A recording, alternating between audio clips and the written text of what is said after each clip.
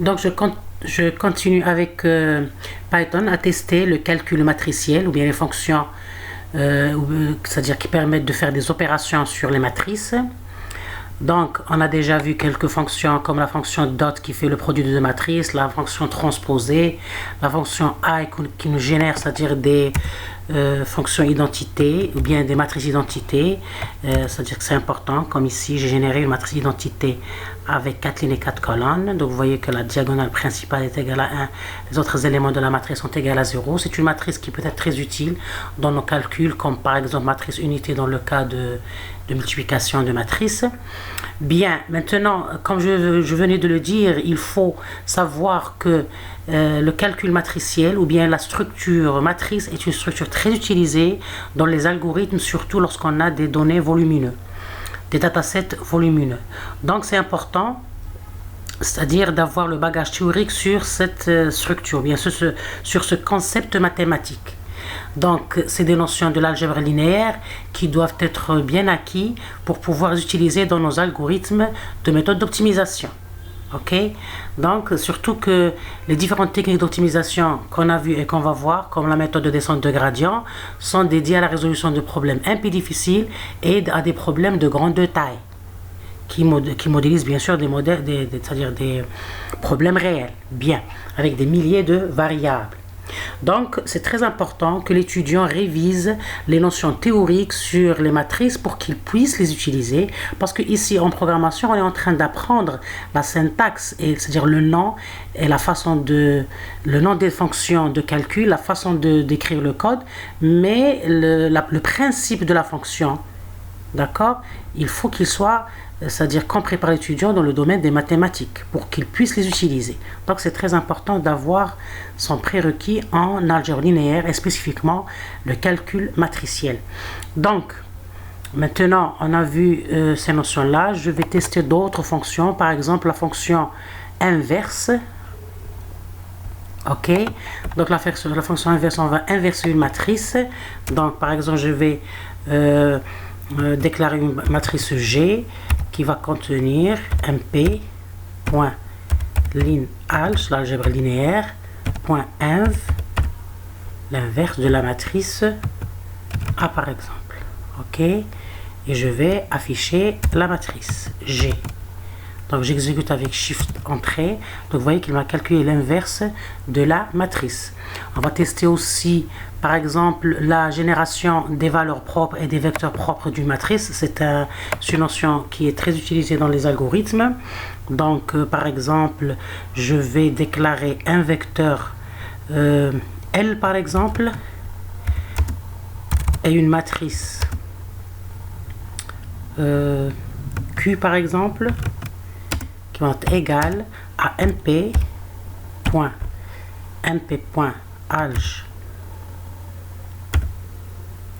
plutôt linalg point eig, les valeurs propres de la matrice A par exemple. Ok, bien, donc je vais afficher le L, Shift Entrée. Donc le L me donne trois valeurs qui sont les trois valeurs propres de la matrice A.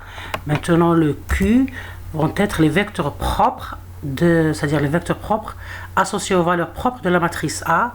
Donc je vais afficher le Q, Shift Entrée. Donc vous voyez qu'il me donne c'est-à-dire ici les colonnes, chaque colonne de la matrice générée sont les vecteurs propres de la matrice A, associés bien sûr aux valeurs propres de la matrice, parce qu'une matrice elle a des valeurs propres et des vecteurs propres associés aux valeurs propres, et ce sont, c'est-à-dire des vecteurs qui sont très utilisés dans les calculs, dans les principes de résolution de problèmes d'optimisation dans des algorithmes qu'on a vu ou bien qu'on va encore voir. Parce que vous savez que les techniques d'optimisation, c'est un monde très vaste, il y a beaucoup de versions d'algorithmes, beaucoup de méthodes, de propositions, de principes de résolution, bien sûr, et qui exploitent les concepts mathématiques dans la ligne, c'est-à-dire dans les mathématiques de façon générale. L'algèbre linéaire, l'algèbre, la logique d'ordre 0, d'ordre 1, la géométrie, tous les concepts mathématiques sont exploités dans les idées de résolution des problèmes d'optimisation.